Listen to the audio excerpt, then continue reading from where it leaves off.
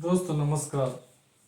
आज हम चर्चा करेंगे भारत में अपवाह तंत्र के बारे में और इससे जुड़े हुए मेंस अप्रोच से जो भी चीज़ें हैं सब स्पष्ट करेंगे। जैसे कि जानते होंगे कोई भी क्वेश्चन पूछा जा सकता है, तो एक बात याद रखिएगा, भारत के मैप और बिहार के मैप दोनों बिल्कुल बनाना सीख लीजिए। जब तक भारत का मैप, चूंकि भारत का मैप और बिहार के मैप का उपयोग जो है कम से कम मेंस में मुझे लगता है कि 35 से 40 बार गुंजाइश रहती है कि मेंस में आप लिख सकते हैं। इकोनॉमी में, ज्योग्राफी में, मेनली इकोनॉमी ज्योग्राफी में जो है, हिस्ट्री में, इस सब में आपको बिहार के मैप जो है, साइंटिफिक में, इन्वायरमेंट सेक्शन में आपको बिहार के मैप जो है बनाना पड़ेगा। तो उसको जो है बनाना सीख लीजिए।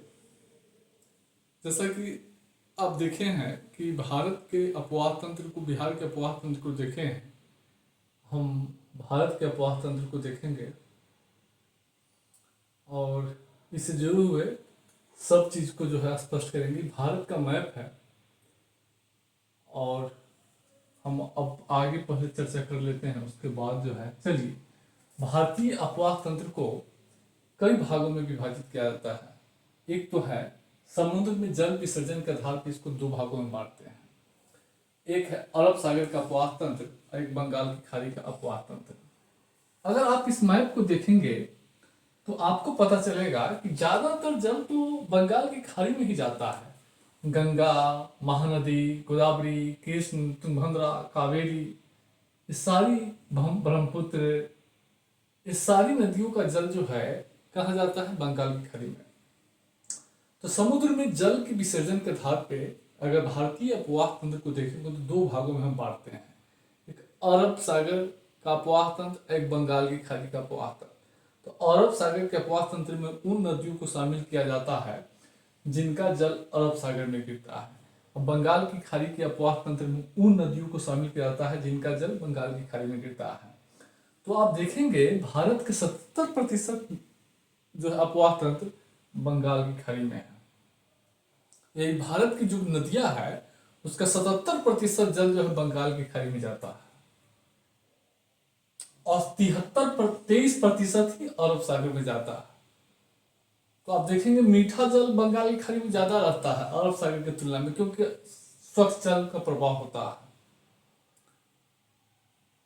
एक तो ये है, तो 77% इधर, 23% इधर। समझ गए? डाटा याद रखिएगा।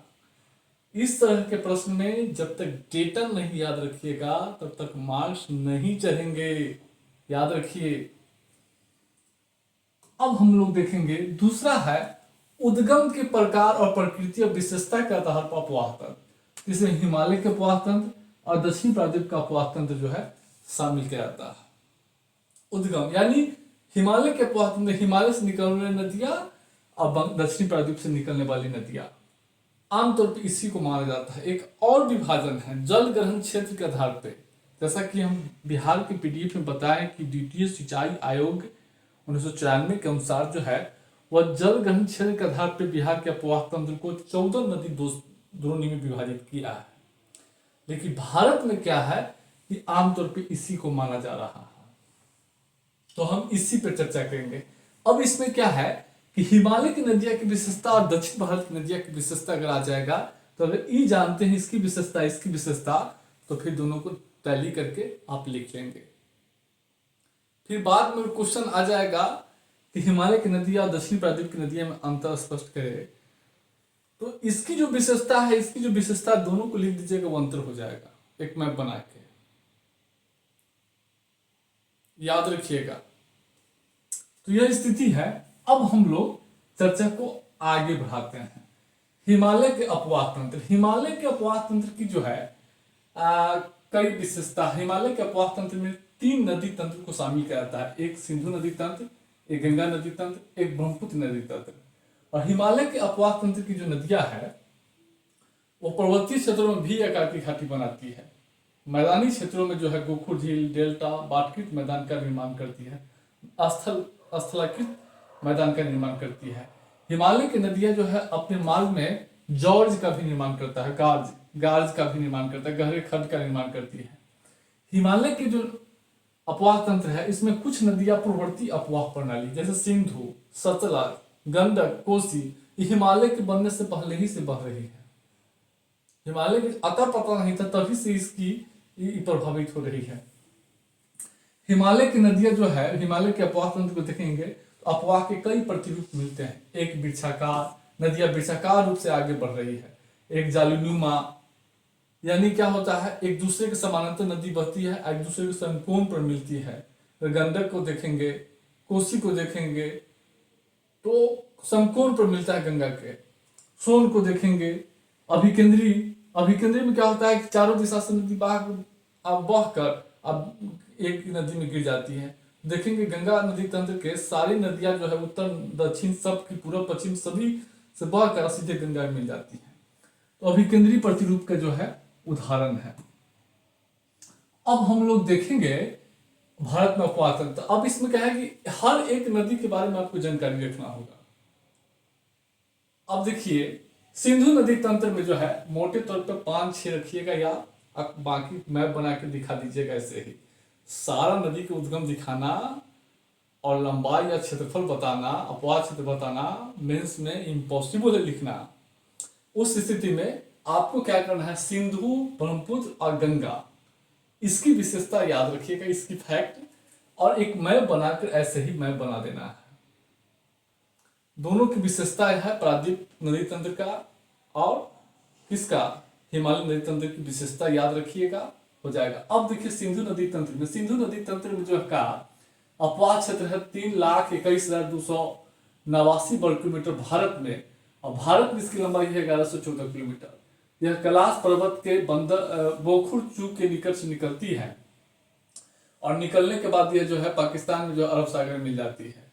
इसकी सहायक नदी सोयग, गिलगित, जस्कर, हुंजा, नुम्बा, काबुल, द्रास नदी और पंजाब की जो 5 नदी है झेलम, चिनाब, रावी, ब्यास, सतलज, ये सब इसमें जो है पंचनद जो है ये सब इसमें शामिल किए जाते हैं। अब जो है एक एक करके सतलज की उत्पत्ति जो है कैसे कहाँ से हुई है इस सबको दिखाना होगा, तो मैप के माध्यम से आपको इसको मेंशन करना होगा। तो इसमें जो है अब समुद्र नदी तंत्र में जो 3,21,289 वर्ग किलोमीटर सहायक नदी को लेकर है। अपवाह तंत्र में क्या होता है कि जितनी नदियां उसमें गिरेगी मुख्य नदी में, वो सारा क्षेत्र अपवाह तंत्र का हो जाता है। अब गंगा का अपवाह तंत्र देखिए भारत में सबसे बड़ा अपवाह तंत्र है। सांस्कृतिक दृष्टि से, राजनीतिक और सांस्कृतिक दृष्टि से, आर्थिक और सांस्कृतिक दृष्टि से गंगा नदी भारत में व्यापक महत्व है। देश की 40% जनसंख्या जो है गंगा नदी के पेटी में ही रहती है। तो आप देखेंगे गंगोत्री हिमनद से निकलती है और यह दो नदी भगीरथी, अलकनंदा के नदियों से मिलकर बना है। इसकी लंबाई भारत में 2525 किलोमीटर है, कहीं कहीं 2510 भी है, लेकिन एनसीईआरटी में 2525 लिखा हुआ है। इसका क्षेत्रफल जो है 8.6 लाख वर्ग किलोमीटर है। अब देखिए गंगा नदी में क्या है, पंजाब, हरियाणा, यूपी, एमपी, राजस्थान, हिमाचल प्रदेश, उसके बाद जो है पश्चिम बंगाल, बिहार, सिक्किम, असम, नहीं सिक्किम नहीं आएगा, इसमें नहीं आएगा। उसके बाद छत्तीसगढ़, ये सब इसके अपवाह तंत्र में जो शामिल है रहते हैं। जितने स्टेट से नदियां जो है इसमें जा रही है, इसका जल जो है गंगा नदी में गिरेगी, सब अपवाह तंत्र में शामिल करता है। इसके अपवाह तंत्र में 8.6 लाख वर्ग किलोमीटर इसका अपवाह क्षेत्र है और उत्तराखंड में इसकी लंबाई 1100 किलोमीटर है। यूपी में जो है 1450 किलोमीटर है। ये जो यूपी में जो देखेंगे 1450, बिहार में 445, पश्चिम बंगाल में 520 किलोमीटर है। उसके बाद बांग्लादेश में चली जाती है और बांग्लादेश के बाद अरब सागर बंगाल खाड़ी में गिर जाती है। ब्रह्मपुत्र नदी तंत्र की जो भारत में लंबाई देखेंगे तो 1346 किलोमीटर है। यह कैलाश पर्वत से निकलती है और इसका भारत में अपवाह क्षेत्र 3,40,000 वर्ग किलोमीटर है। इसको मानस, लोहित, सुमनसिरी, ये सब जो है धनसिरी, ये सब इसकी सहायक नदियां है। तो सहायक नदियां और सभी मिलकर 3,40,000 वर्ग किलोमीटर का अपवाह क्षेत्र भारत में बनाता है। तो यही स्थिति है। और दक्षिण प्रायद्वीप की नदियां जो है देखेंगे तो दक्षिण प्रायद्वीप की नदियां जो है यहाँ से जो है देख लेंगे। तो ये दक्षिणी प्रायद्वीप की जो विशेषता है थोड़ा सा उसको देख लेंगे। अब दक्षिणी प्रायद्वीप की अपवाद क्षेत्र है। दक्षिणी अपवाद क्षेत्र जो है का जो नदियां है वो हिमालय तंत्र से काफी पुरानी है। दक्षिण भारत की नदियां जो है हिमालय की नदियां से काफी पुरानी है। दूसरी बात, दक्षिण भारत की जो अपवाद तंत्र है नदियां है वह सुनिश्चित मार्ग पर चलती है। उसका मार्ग जो है फिक्स है। कुछ नदियां जो है बंगाल की खाड़ी में गिरती है और कुछ नदियां अरब सागर में, जैसे नर्मदा और तापी, साबरमती, ये सब जो है कहाँ गिरती है देखेंगे तो ये अरब सागर में गिरती है। लेकिन वही जो है गोदावरी देखेंगे, कावेरी देखेंगे, कृष्णा देखेंगे, कावेरी तुंगभद्रा देखेंगे, महानदी देखेंगे तो ये सब कहाँ गिरती है, बंगाल की खाड़ी में। और नर्मदा और तापी जो है दक्षिण भारत की कुछ नदियां भ्रंश घाटी से होकर बहती है। अगर आप देखेंगे भ्रंश घाटी, ये जो नर्मदा तापी है ये भ्रंश घाटी से होकर बहती है। और देखिए ना, कृष्ण जो है कृष्णा महाराष्ट्र निकलती है, गोदावरी महाराष्ट्र निकलती है, तुंगभद्रा के कर्नाटक से निकलती है, कावेरी कर्नाटक से निकलती है और सब बंगाल की खाड़ी में जाती है। महानदी रायपुर से निकलती है, छत्तीसगढ़ रायपुर से निकलती है, उड़ीसा होते हुए ये कहाँ चली जाती है, बंगाल की खाड़ी में गिरती है। माही, नर्मदा, साबरमती, ये सब जो है अरब सागर में, लूनी अरब सागर में गिरती है, राजस्थान में, राजस्थान की नदी है। तो यह स्थिति भ्रंश घाटी का निर्माण करती है। दक्षिण भारत की नदियां जो है जल प्रपात भी बनाती है, जो कि प्राचीन चट्टानों से होकर बहती है, कठोर मिट्टी से, चट्टानों से। दक्षिण भारत की नदियां अनुगामी जो है जल प्रणाली वाली नदी है और हिमालय की नदियां जो है पूर्ववर्ती प्रतिगामी जो है पूर्ववर्ती जो है जल प्रणाली वाली नदी है। साथ ही साथ बारहमासी नदियां है। दक्षिण भारत की नदियां बारहमासी नहीं है, इसमें अनित्य वाहिनी है, सालों भर वर्षा जल नहीं रहता है, वर्षा काल में ही जो है प्रभावित होती है। दक्षिण भारत की नदियां जो है वृक्षाकार अरीय प्रतिरूप जो है बनाती है, यह स्थिति है। और भारत में नदी जल के उपयोग की कई सीमाएं हैं। देखेंगे भारत में वर्षा काल में ही जो है दक्षिण भारत की नदियां वर्षा काल में ही जो है प्रभावित होती है। उत्तर भारत की नदियां जो है क्या है, सालों भर जो है प्रभावित रहती है, लेकिन वर्षा काल में उत्तर भारत की नदियां जो है कब जल व्यर्थ हो जाता है, वो समुद्र में चला जाता है। हालांकि वर्षा काल में दक्षिण भारत की नदियां का भी जल जो है समुद्र में चली जाती है, बह जाती है, व्यर्थ हो जाता है। साथ ही साथ भारत के अपवाह तंत्र में क्या है कि सभी नदियों में जल एक समान नहीं, जलों का वितरण समान नहीं है, जलों का वितरण जो है समान नहीं है। उत्तर भारत की नदियों में जो है गाद अधिक पाया जाता है, दक्षिण भारत की नदियों में जो है अपेक्षाकृत कम गाद पाया जाता है। हालांकि चौरस नदी है, पर्वतीय चट्टानों से होकर बहती है, इसलिए इसमें गाद की कमी रहती है। और साथ ही साथ देखेंगे नदी जल उपयोग की सीमाएं अगर देखेंगे अपवाह तंत्र में, तो भारत की नदियां जो है अपवाह तंत्र को क्या किया है, लोग अतिक्रमण कर लिया है नदियों को। जल प्रदूषण का जो है, नदी जल प्रदूषण की बड़ी चुनौती है। भारत में देख रहे हैं नदी जल प्रदूषण की काफ़ी चुनौती है और जगह जगह नदी जो है प्रदूषित हो गई है, इसलिए उसके जल का जो है उपयोग भी जो है लोग नहीं कर पा रहे हैं। साथ साथ नदियों में गाद जो समस्या है, ये भी एक बहुत बड़ा चैलेंजिंग है। तो नदी जल की जो है कई समस्या है जो आपको बताया जा रहा है। उसके बाद भारत में नदी जल विवाद की भी चुनौती है। देखेंगे अलग अलग राज्यों के बीच नदी जल विवाद पैदा होता है, तो इसके बारे में हम बताएंगे आपको।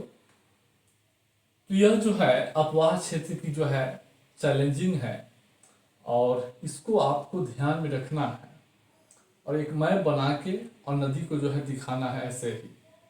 बाकी जो है पीडीएफ में सारा नदी के उद्गम का स्थान, उसकी लंबाई, जलग्रहण क्षेत्र सब जो है बता दिया गया है, उसको देख लीजिएगा। मेनली मेंस के अप्रोच से हम बताए हैं और सारे नदियों के उद्गम, उत्पत्ति का स्थान, उसकी लंबाई और उसका क्षेत्रफल बताना इम्पॉसिबल है। पीडीएफ में आप लोग बार बार पढ़ लीजिएगा।